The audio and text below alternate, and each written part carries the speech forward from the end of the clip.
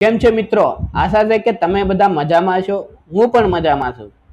Thumbnail જોઈને તમને ખ્યાલ તો આવી ગયો હશે કે આપણે આજે શેના વિશે વાત કરવાના છીએ. જો ના ખ્યાલ આવ્યો હોય તો હું તમને કહી દઉં કે આજે આપણે રજિસ્ટર રેન્ટ એગ્રીમેન્ટ વિશે વાત કરવાના છીએ. સૌથી પહેલા આપણે સમજવું કે રજિસ્ટર રેન્ટ એગ્રીમેન્ટ એટલે શું. રજિસ્ટર રેન્ટ એગ્રીમેન્ટ એટલે કે રેન્ટ એગ્રીમેન્ટ અથવા તો આપણે જેને ગુજરાતીમાં ભાડા કરાર કહીએ, એને આપણે સરકારી ચોપડે રજીસ્ટર કરાવીએ એટલે એ ભાડા કરાર રજિસ્ટર રેન્ટ એગ્રીમેન્ટ અથવા તો રજિસ્ટર્ડ ભાડા કરાર બને. જેમ આપણે પ્રોપર્ટીના દસ્તાવેજને સરકારી ચોપડે નોંધાવીએ, રજિસ્ટર ઓફિસમાં નોંધાવીએ, એ રીતના રેન્ટ એગ્રીમેન્ટ અથવા તો ભાડા કરારને આપણે સરકારી ચોપડે રજીસ્ટર કરીએ એટલે એ ભાડા કરાર આપણો રજિસ્ટર રેન્ટ એગ્રીમેન્ટ બને. હવે આપણે સમજીશું કે રજિસ્ટર રેન્ટ એગ્રીમેન્ટ અને નોટરાઇઝ રેન્ટ એગ્રીમેન્ટમાં શું ફરક. રજિસ્ટર રેન્ટ એગ્રીમેન્ટ એટલે આપણે જેને સરકારી ચોપડે નોંધાવીએ, જ્યારે નોટરી રેન્ટ એગ્રીમેન્ટ આપણે નોટરી એડવોકેટની સામે નોંધાવવાનો હોય છે અથવા તો એમની પાસે જઈને નોંધાવવો પડે છે.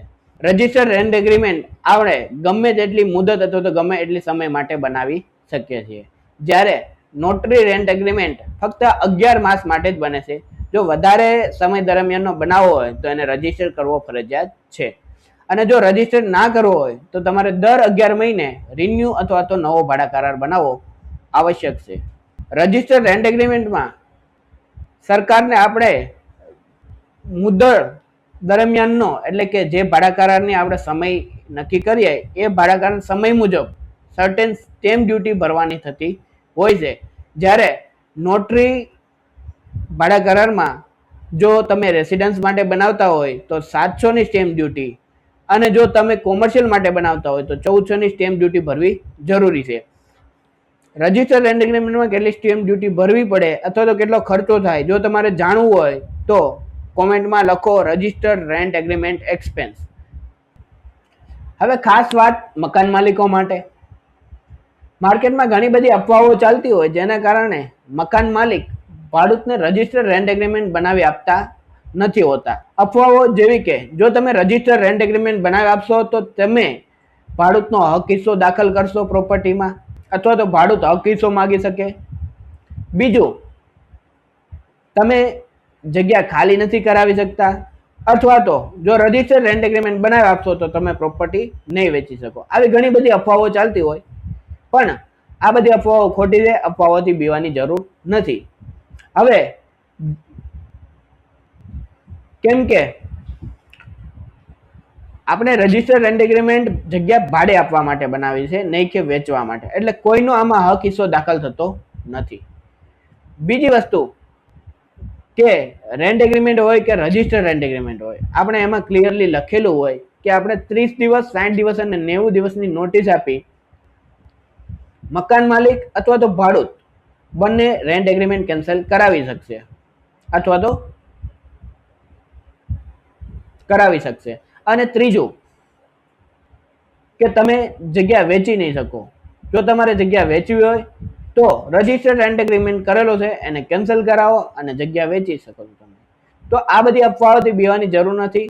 હકીકતમાં તો ભાડે આપેલી પ્રોપર્ટીનો જો ભાડા કરાર ન હોય તો એ કામ ઇલીગલ છે, અને તેથી જ મારી મકાન માલિકોને નિમ્ર વિનંતી છે કે જો તમારા ભાડૂત તમારી પાસે રજિસ્ટર રેન્ટ એગ્રીમેન્ટ અથવા તો રેન્ટ એગ્રીમેન્ટનો આગ્રહ કરે તો તમારે એને અવશ્ય બનાવી આપવું, જે બંનેના હિતમાં છે.